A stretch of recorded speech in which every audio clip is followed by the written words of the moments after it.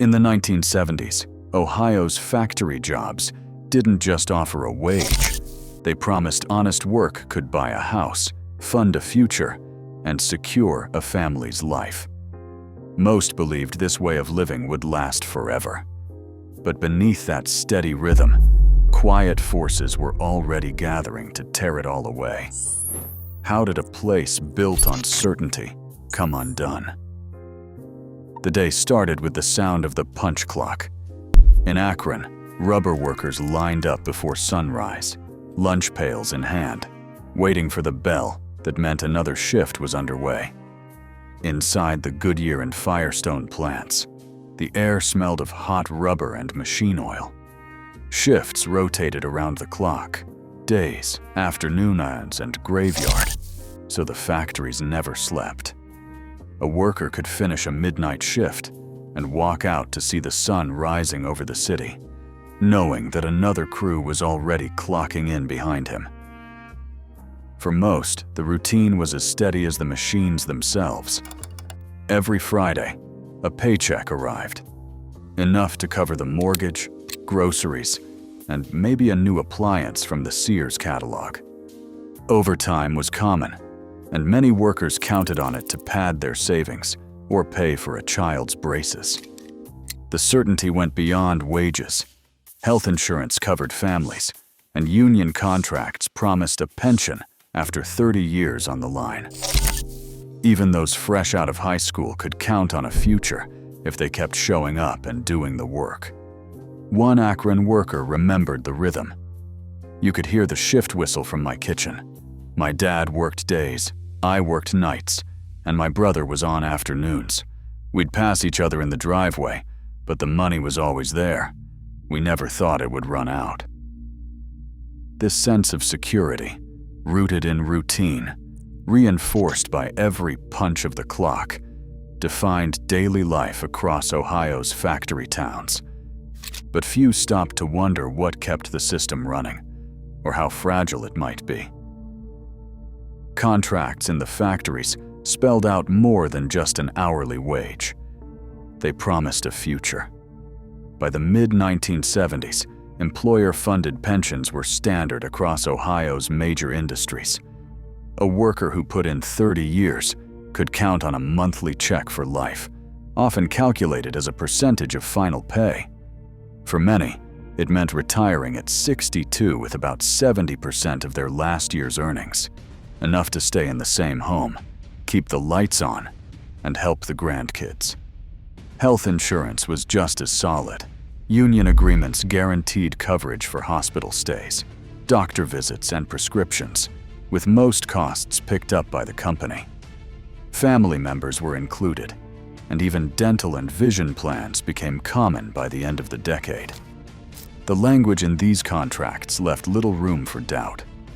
Layoffs had to follow strict seniority rules, and recall rights could last 5 years or more. Workers felt protected from sudden firings or arbitrary changes. These benefits shaped daily life. People bought homes, sent kids to college, and planned for vacations, all with the confidence that a single income could support a family. The promise was clear: show up, do your job, and the company would take care of the rest. That assurance sat at the heart of Ohio's middle-class dream, quietly written into every pay stub and union bulletin. It was the foundation that held up entire neighborhoods, and few questioned whether it could ever be taken away. Rows of single-story homes stretched down the blocks, each with a tidy yard and a porch light that clicked on at dusk. In Ohio during the 70s, owning a house was almost expected. Families settled in neighborhoods where the same last names filled mailboxes for decades. Most could afford a mortgage on just one income. In fact, Ohio's homeownership rate reached 67.7% in 1970, one of the highest in the nation. For many, the monthly payment stayed under 30% of the household budget, a number that made banks comfortable and families confident. A homemaker in Parma remembered the routine. She said her husband worked at the plant, and every Friday he would hand her his check. She would pay the mortgage, set aside money for groceries, and there was always enough left for a new dress or a dinner out once in a while. They knew every neighbor on their street. If someone needed a hand, you just knocked on the door. Blocks felt stable because people rarely moved. Children played in the same backyards year after year, and parents swapped recipes over the fence. The comfort of a paid-for home, backed by a steady plant paycheck, made the future feel unshakable. This sense of security was woven into the walls, the idea that as long as the factories kept running, the lights would never go out. Friday nights in Ohio carried a special kind of electricity. Stadium lights flickered on at dusk, and families bundled against the autumn chill made their way to the high school field. In towns like Massillon and Canton, football was not just a sport, it was the week's main event. Alumni and grandparents filled the same bleachers as students and little kids, all packed shoulder to shoulder.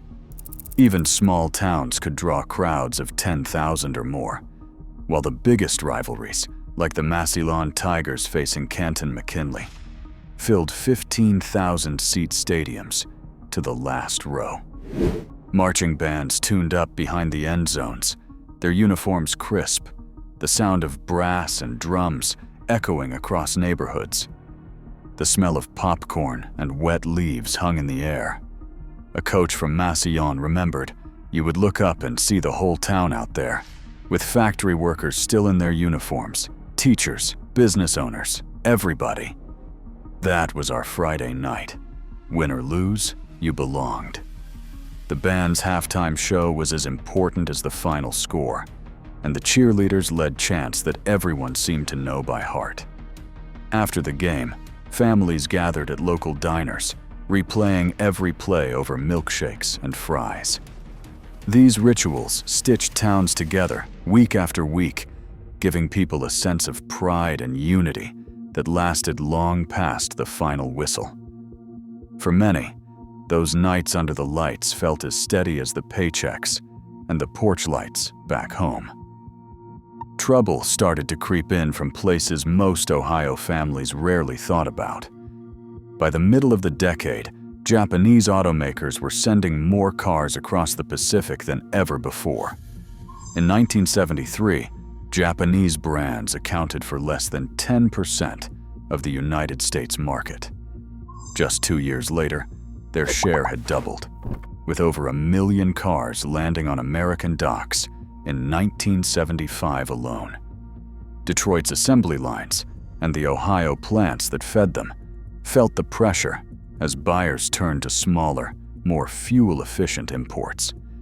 Factory managers in places like Lordstown and Toledo watched sales reports with growing unease, while union leaders debated how long the old guarantees could hold. At the same time, the air above Ohio's industrial towns grew heavy. The Ohio Environmental Protection Agency recorded 44 air pollution alerts in 1975, and rivers that once ran clear now carried a chemical sheen. Fish kills became a regular headline. One incident near Akron in 1976 left thousands of dead fish floating downstream. A labor historian later described it as a kind of double threat. Jobs were under attack from abroad, while the very industries that built Ohio's prosperity were poisoning its land and water. Most people still believed the factories would last forever, but the first hints of doubt had arrived. On September 19, 1977, Youngstown woke to headlines no one expected. The sheet and tube company announced it was cutting back operations at Campbell Works, and 5,000 jobs were gone in a single morning. For families who had counted on the mill for generations, the news landed like a punch. One steelworker remembered that he was on his way to the plant when he heard. He turned around and drove home. and he didn't know what to tell his wife. The union hall filled with men staring at the floor, pay stubs still in their pockets. Local papers called it Black Monday. A union representative tried to steady the crowd, saying that they had built this valley and that they thought their jobs would last forever. But the certainty was gone. Within hours, workers lined up outside unemployment offices. Storefronts on Market Street closed early.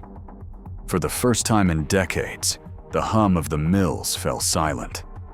The promise that hard work would always be enough disappeared overnight, leaving an entire city searching for answers. Ohio's 1970s promise of lifelong security now feels distant.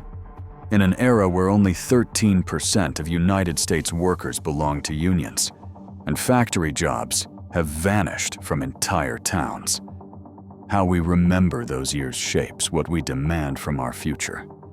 Share your memories or hopes in the comments below.